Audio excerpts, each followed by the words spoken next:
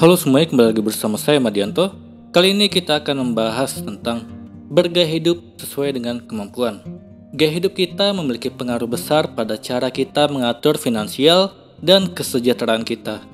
Sungguh bijak kalau kita bisa mengendalikan diri dengan bergaya sesuai isi dompet, menyesuaikan kebiasaan dan gaya hidup dengan besarnya penghasilan atau pendapatan. Yang penting untuk dilakukan supaya kita bisa lebih tenang menjalani hidup. Jangan sampai malah kita menumpuk utang demi menuruti gengsi belaka, hanya karena ingin tampil berkelas dengan koleksi mahal dan yang lainnya. Kita nekat berutang pada orang lain untuk membeli koleksi tersebut. Berutang untuk hal-hal yang cuma untuk menuruti gengsi belaka hanya akan menyulitkan hidup kita sendiri. Faktanya, gaya hidup tinggi bisa merepotkan kita sendiri. Tahukah bahwa sebesar 32% akar permasalahan gaji yang habis di tengah jalan adalah karena gaya hidup yang tinggi? Dikutip dari buku Make It Happen, ada 3 akar permasalahan penghasilan yang tak kunjung cukup. Salah satunya adalah masalah gaya hidup yang tinggi. Terlebih jika mengikuti perkembangan gaya hidup yang tidak diimbangi dengan penghasilan yang mumpuni, maka uang bisa cepat habis begitu saja. Lebih mementingkan gengsi tanpa diimbangi dengan kemampuan mengatur finansial yang baik juga hanya akan membawa petaka. Pasti kamu tidak mau hidup berantakan karena terlalu menuruti gengsi. Fakta lainnya, hidup kita bukan hanya untuk hari ini saja. Apakah kamu termasuk dalam golongan generasi milenial? Para ahli dan peneliti menyebutkan bahwa generasi milenial adalah generasi yang lahir awal tahun 1980-an hingga awal 2000-an sebagai akhir kelahiran. Generasi milenial punya tantangan yang besar dalam hidup.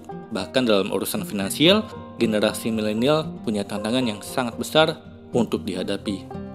Dalam buku Loving the Wounded Soul disebutkan bahwa generasi milenial adalah generasi paling terdidik sepanjang sejarah manusia.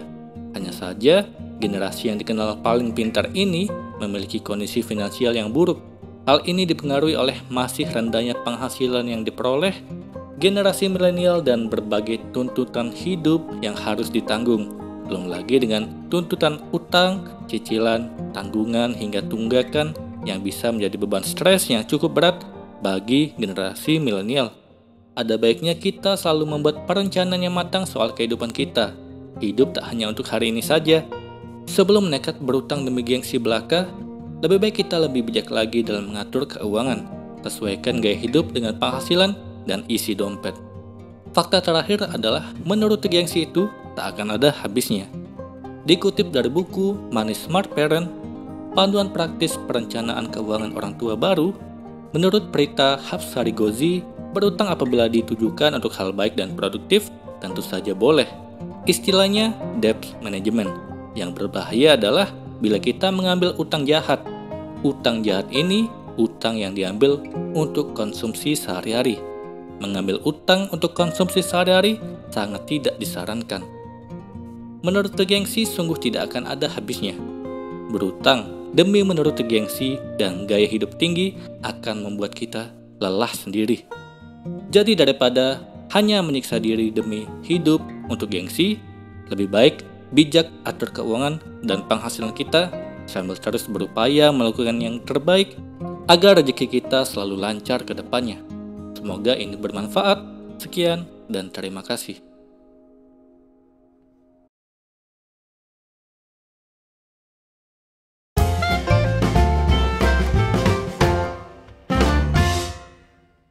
Halo semuanya, terima kasih telah menonton video ini sampai akhir.